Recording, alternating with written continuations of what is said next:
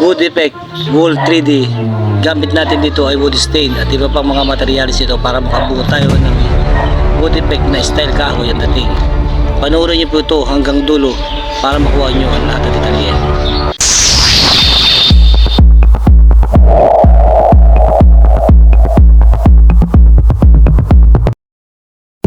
Isang mapagpalang umaga sa inyong lahat mga viewers, beginners, nagdi-DIY dyan, and also sa mga pintor na naghahanap pa ng iba pang malalalim na idea para sa ganitong pamamaraan ng ating profesyon na trabaho. Una ay nagbigay tayo ng base na ivory. So subukan tayo ng naayos sa sukat ng wood planks. Wood planks ang ating gagawin dito at gagawin din natin itong 3D. Sa mga kumukuha ng idea, makikita nyo kung paano tayo gumawa ng 3D na gagawin nating wood planks. Kaya umpisa na tayo mga ating ka-amazing para mapanood nyo ito. Siyempre nagagawa na tayo ng design gamit natin ang paintbrush. So mapapagmasdan ninyo ang kulay nito ay mahogany. Mahogany po ang kulay ng ating wood stain. Ang ginagamit ko po dito is stain. Ang pinakang base niya is latex. Yun po ang kalimitan kong ginagawa dito.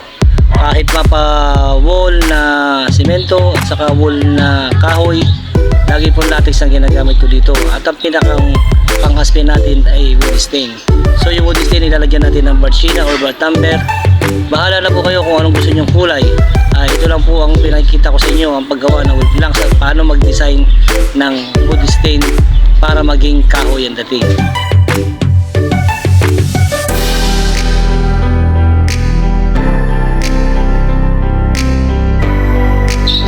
Pag nabuo natin ang pinakang area ng wood planks na ating nilagyan ng design, maggagawa naman tayo ng isang area sa panabi niya na ibang kulay at yun ay lalagyan natin ng naka 45 degree para maging 3D ang dating ng ating ginagawa. So yun ho ang magbibigay ng para lumutang ang ating ginagawa.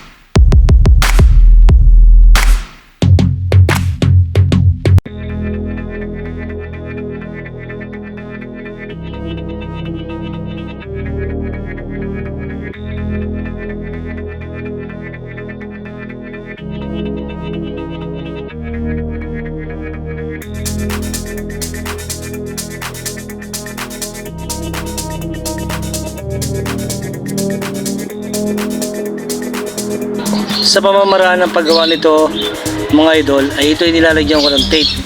Yes po, nilalagyan natin ng masking tape ang bawat kanto niya. So isang line para makuha natin yung pare-pares na sukat. So gagawa na lang tayo ng isang line para magkaroon naman siya ng 3D. Yun po ang pamamaraan niyan. Kaya kung kayo po ay nanonood dito at naghahanap pa kayo ng idea, ito ang tama, ito ang tamang napuntahan nyo. Mapanood ang video ito para makuha nyo ang dating ng pagkakahaspi niya at pagkaka 3D.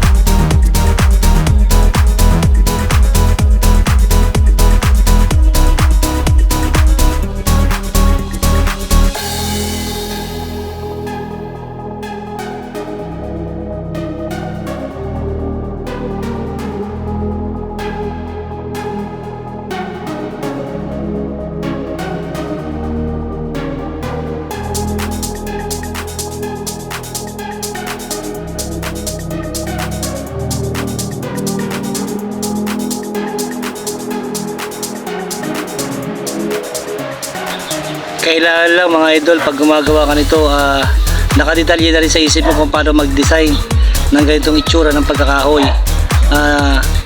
Nasa kamay mo rin at pag-iisip kung paano ka makakabuo ng itsura ng kahoy. Kung ikaw man ay nakakapanood ng isang video na may ganitong uri ng design, siguro ko mas mainam kung idodrawing mo siya tapos ide-demo mo naman sa paggawa ng ganitong uri ng ating pagka-disenyo ng kahoy. Kaya mga idol, Hindi basta-basta po ang paggawa nito, kailangan ay kwalipikado ang pagkakagawa ko nito kasi ito ay medyo maselan.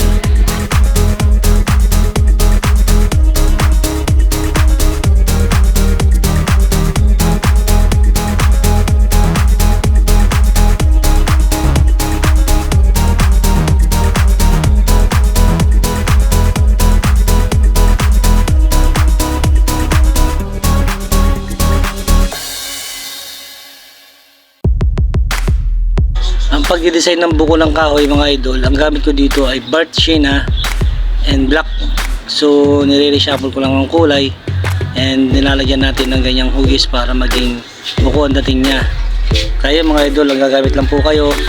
Yung iba naman ginagamit natin ng Bart and Bert. So Bart Sienna at saka black lang ang ginagamit ko dito para maging itsura ng kahoy o kulay ng kahoy ang ating ginagawa.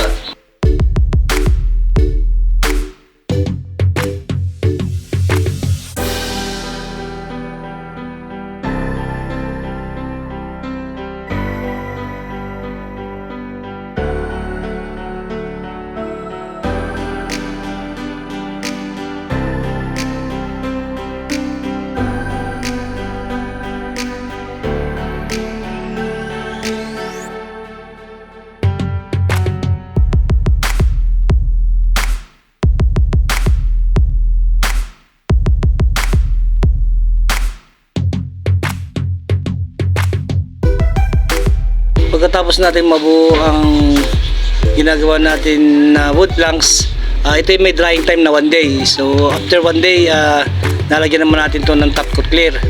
Kaya sa mga idol, yan ang nilalagay ko, top coat clear. Bukod sa makintab, ito may dinadalang tibay kasi ito ay exterior ang ating pinaglalagyan. Kaya mas mainam na ang ginagamit natin dito ay top coat clear ng wood ng Davis. Yan o ang kalimitang ginagamit natin dito. At makikita nyo na dito mga idol na lumulutang na yung ginawa natin na wood planks na haspi. So ang pagka wood effect nito ay mayroong 3 kulay na nilagay natin para mag itsura ng parang realistic na kahoy. At kita-kita nyo naman mga idol na 3D ang dating ng ating ginagawa. At eto na mga idol, mission accomplished. Nakatapos na tayo ng isang part na 3D na wood planks. Kaya sana mga idol may matutunan kayo. At syempre huwag kayo makalimot na mag-subscribe kung ikaw may bago pa lang dito sa channel ko. At huwag mo rin kalimutan na mag-hit sa notification bell para maka-update ka sa lahat ng video darating. Salamat!